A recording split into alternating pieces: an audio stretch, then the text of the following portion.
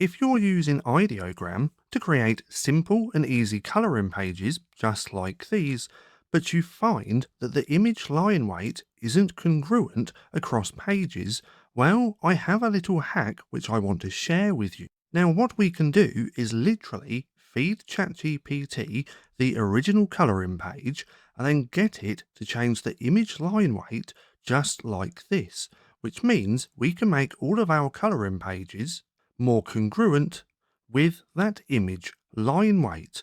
Now, quick side note, if you struggle finding niches or low competition niches for colouring books on KDP, well, I have a free tool that you should come and check out.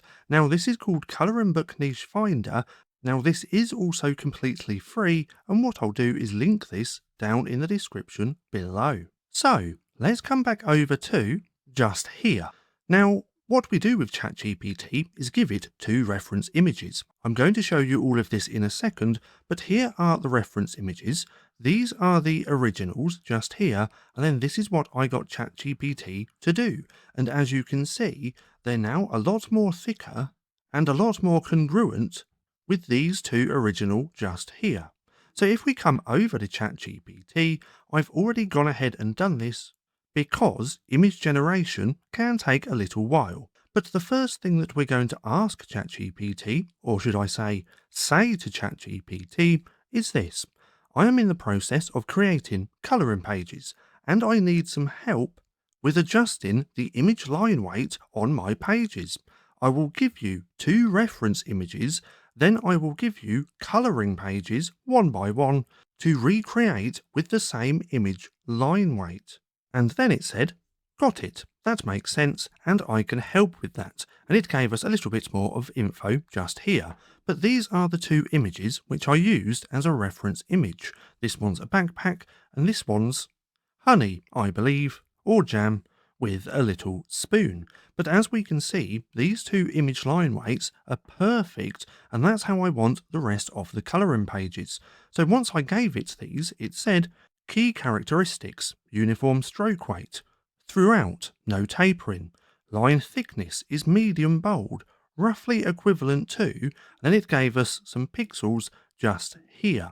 But this is where it gets cool, because now I gave ChatGPT my original image, which was too thin, and I said, please make this image weight the same as the two reference images, as it's a little too thin and I need it thicker.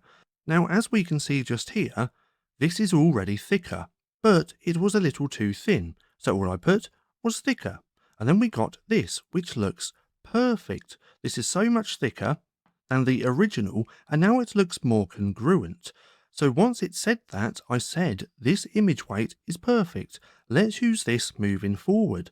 And then all I have to do is feed it the images which I want the line weight increased. As we can see, this one's pretty thin, but this one is now a lot thicker.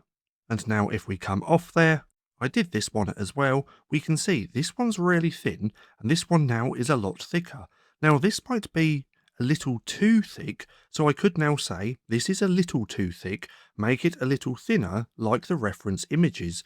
Now this kind of goes both ways, because if you have images which are too thick, we can adjust this just here to say that we want it thinner, or we could adjust it just here. So you can do this to make your line weight thicker, and you can also do this to make the line weight thinner. It all comes down to you and what you're trying to accomplish with your colouring pages. But if we come over to here, we can now see that these look more in keeping. Maybe not this one. I think this one went a little bit too far, but we could change that. But if we just delete that, delete this, and then take a look at these ones, we can see that these are now a lot more in keeping with the reference images. This one's too thin, this one's too thin. We increased it, and now they look a lot better. So if we get rid of this, and we get rid of this one, and if we just move this over, just like that, we can then see that these look so much better. Now the great thing about Kittl, once you've uploaded and put your colouring pages into Kittl, we can turn these into SVGs. And that's what I do with all of my colouring pages just to make them better quality. Now to do that in Kittl is very simple. First we click onto the image, we're going to click on remove background, and then we're going to click on vectorize, keep this on 1, and then vectorize image. And now this is so much better than just upscaling, because this can now be infinitely scaled and it won't lose any quality.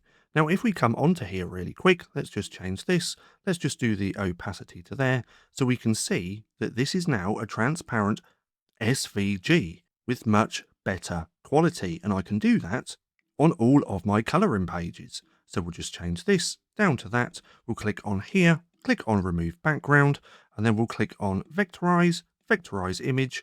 And now this has been vectorized. And again, this is now going to be a much better quality. Now, I kind of digressed a little bit there, but let's come back over to ChatGPT. Now, I mainly do this with just simple and easy coloring pages because it seems to do a much better job at increasing that image line weight. But I would say test this out. You can try it with a little bit more complex kind of coloring pages as well. And just remember this. So this is what you want to start with so we can tell ChatGPT exactly what we're trying to do. And then once it's got that image line weight perfect, how you want, it becomes a lot easier because then one after one, you can just put your image in and say, let's make a little thicker. But nonetheless, I just wanted to share this with you because I thought this was pretty cool. And again, if you struggle finding low competition coloring book niches, then come and check out my coloring book niche finder GPT. This is completely free. All you have to do is put 0 in here, and then you can play around with this to see what type of niches you can find. And if you want to see this GPT in action, well, click right here and watch this playlist where I've been creating tutorials on how to use this GPT.